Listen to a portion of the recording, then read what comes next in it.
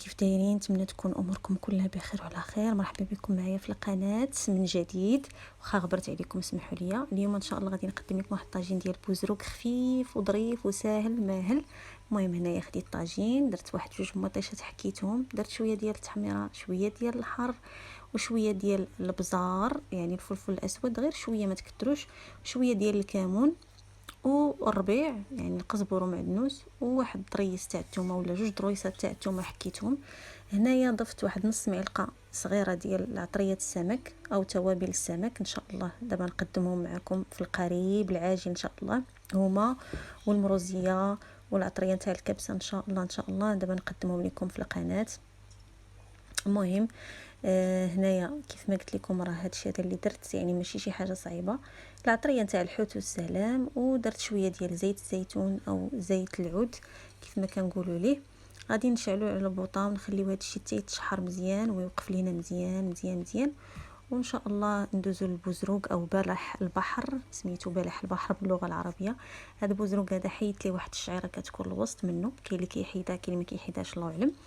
المهم حيدتها ليه هنا ودرت ليه شويه تاع الملحه وشويه ديال الخل والماء بارد متلج، خليته واحد شي شويه عاد صفيته من داك الملحه والخل، وغادي نضيفو للطاجين من بعد ما يتشحر ليا هاد الخلطه هذه الجميله. المهم فاش غادي تشحر لينا الخلطه كيف ما كتشوفوا غتشحر حتى هي، غادي نضيفوا ليها البوزروق ديالنا كيف ما كتشوفوا معايا وبلح البحر. شفتوا معايا هاد الخلطه هذه كيفاش معيسله، يعني ما طيشه وداك الشيء تشهوا تاكلها غير بالخبز بوحده بلا حوت. المهم غنضيفوا ليها بلح البحر ديالنا. عرفتي صدقوني الطاجين هذا راه كيجي غزال غزال غزال لذيذ بزاف يعني، وكيجي ما نقول لكم الشهوه منه، غير تبعوا المراحل ماشي شي حاجه كثيره.